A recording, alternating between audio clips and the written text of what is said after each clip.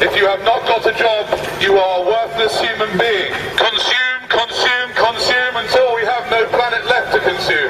What you need to do is buy things that you don't need. That's the best way to support the economy. Smiling is bad for the economy. Get back inside and get back to work. That's what you should be doing. Stop putting your head out of bed. Never mind your lunch hour. The more you work, you better. Because when you die, you'll regret that you haven't worked more. Capitalism is a wonderful system. Okay, a few billion people get nothing. But still, think of all the people that get lots. Don't worry about the fact that the Chinese people had to work for 50 cents a day. They're Chinese, who cares? There's a billion of them. Do you like iPods? I do. I've had 4 of them, each of which was replaced at least once by warranty.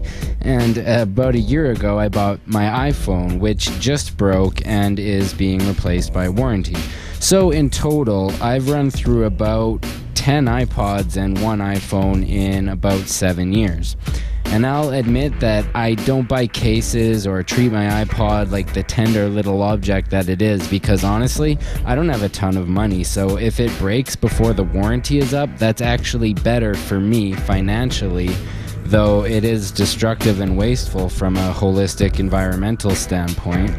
But capitalism requires this cyclical consumption of goods in order to grow an economy. If Apple made an iPod that was dent-proof, waterproof, shock-resistant, which is technically possible, they would go out of business, because even if the iPods only lasted 5 or 10 years, which is conservative, it would completely destroy Apple's business model.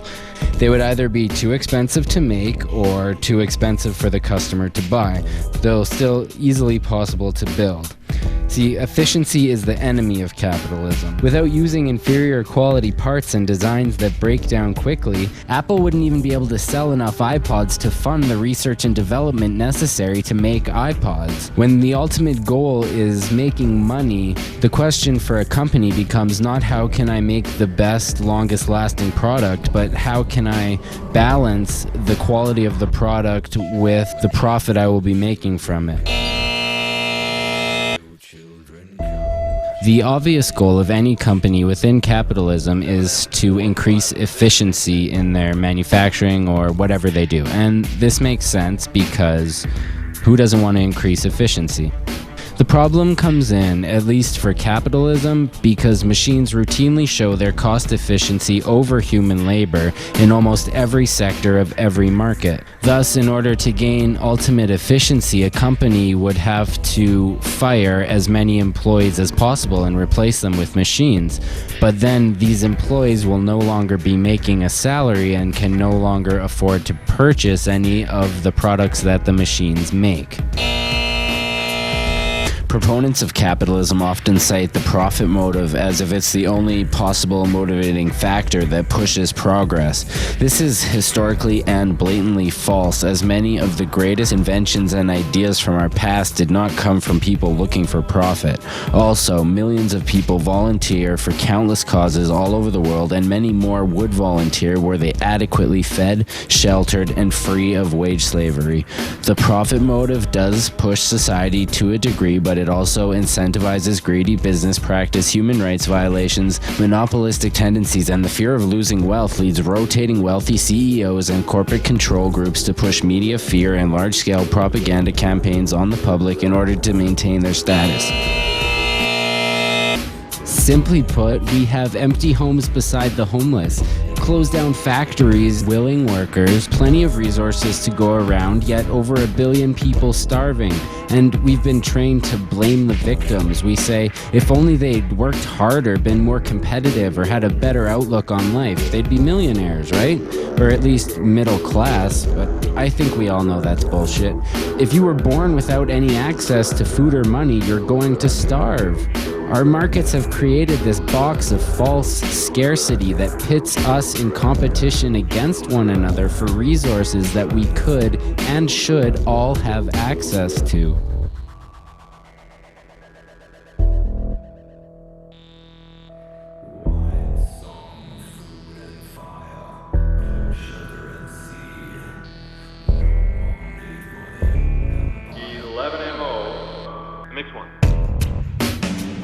People usually just shoot off at the mouth without any understanding, because they're encouraged to do so in this particular kind of culture, where ego and winning the game, gaining the most funds that you can, the best in property and wealth.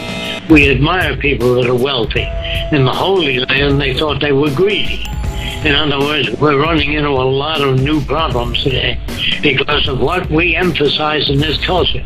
The word success, to me, means earning a lot of money and having a home and 2 cars and children in college. Success, to me, is entirely different than what success is to the average person. Success is being a successful human being in terms of pursuing what you believe in. If you believe in making paintings, writing poetry, writing music, if this is what you really want, you're successful to yourself. But to be successful to a culture means to sell yourself short of what you really want. If I may, I, for one, have never advocated passive anything. I am with Mr. Jinnah. We must never submit to such laws. Ever.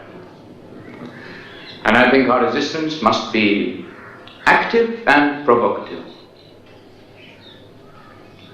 Yeah? I want to embarrass all those who wish to treat us as slaves. Thank you. All.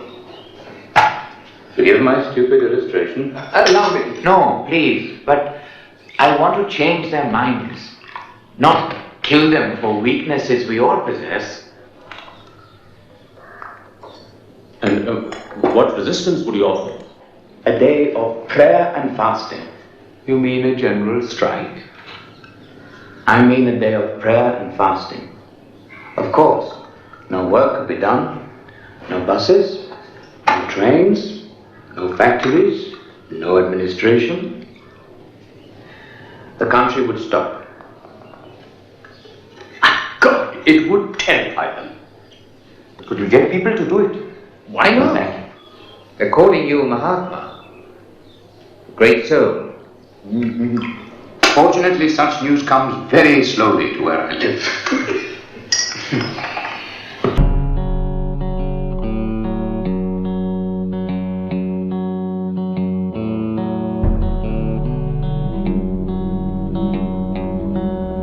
Now, my grandmother was a wonderful person.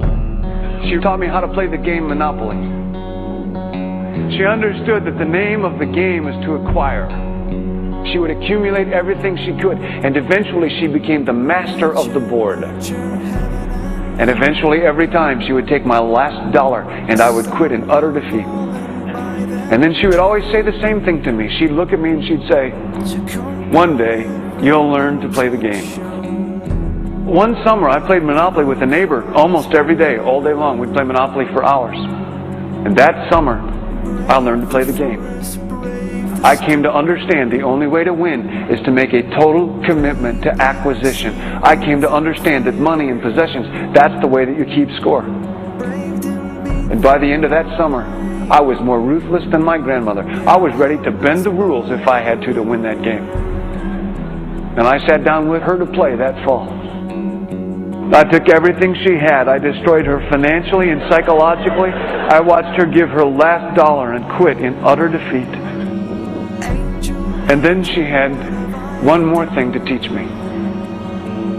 Then she said, "Now it all goes back in the box." All those houses and hotels, all the railroads and utility companies, all that property and all that wonderful money. Now it all goes back in the box. I didn't want it to go back in the box. No, she said. None of it was really yours. You got all heated up about it for a while. But it was around a long time before you sat down at the board. And it will be here after you're gone. Players come and players go. But it all goes back in the box. houses and cars, titles and clothes, filled barns, bulging portfolios, even your body. Because the fact is that everything I clutch and consume and hoard is going to go back in the box, and I'm going to lose it all. That's not much of an ROI on that. You have to ask yourself, when you finally get the ultimate promotion, when you've made the ultimate purchase, when you buy the ultimate home, when you have stored up financial security and climbed the ladder of success to the highest rung you can possibly climb it, and the thrill wears off, and it will wear off, then what? How far do you have to walk down that road before you see where it leads? Surely you understand, it'll never be enough. So you have to ask yourself the question, what matters? The hands of the many must join as one, and together we'll cross the river. Nature, nurture, heaven, it'll take a lot more than words and guns. Some are falling by the whole lot more than riches and muscle. You conquer every mountain. The hands of the many must join as one, and together we'll cross the river. Brave the forest, brave. It'll take a lot more than words and guns. Brave the icy winds, a whole lot more than riches and muscle. Brave can be them all.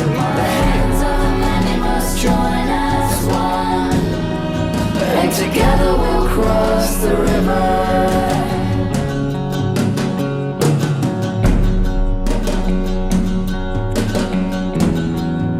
Together we'll cross the river.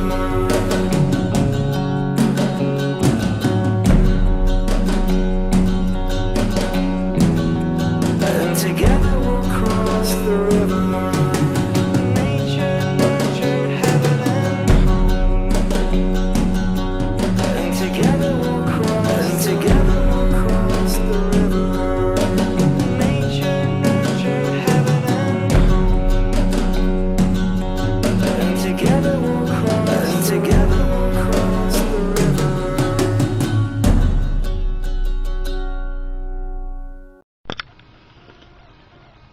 6-11-11. Yeah. High point 45. I'm going to try and hit the target. The sights, I've tried adjusting them, but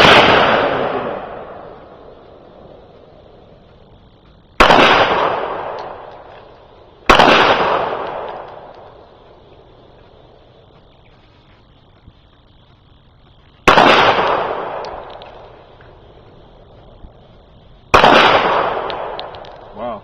You want to try? You sure? One shot? Come on, Laura. Sure. Just go ahead and do that. You do a couple, Laura. Go ahead. I'm done. You're good. Yeah. Okay, 3, 2, 1, let it rip! Oh! Replay video! No! That is sweet! Wait, replay! And then replay.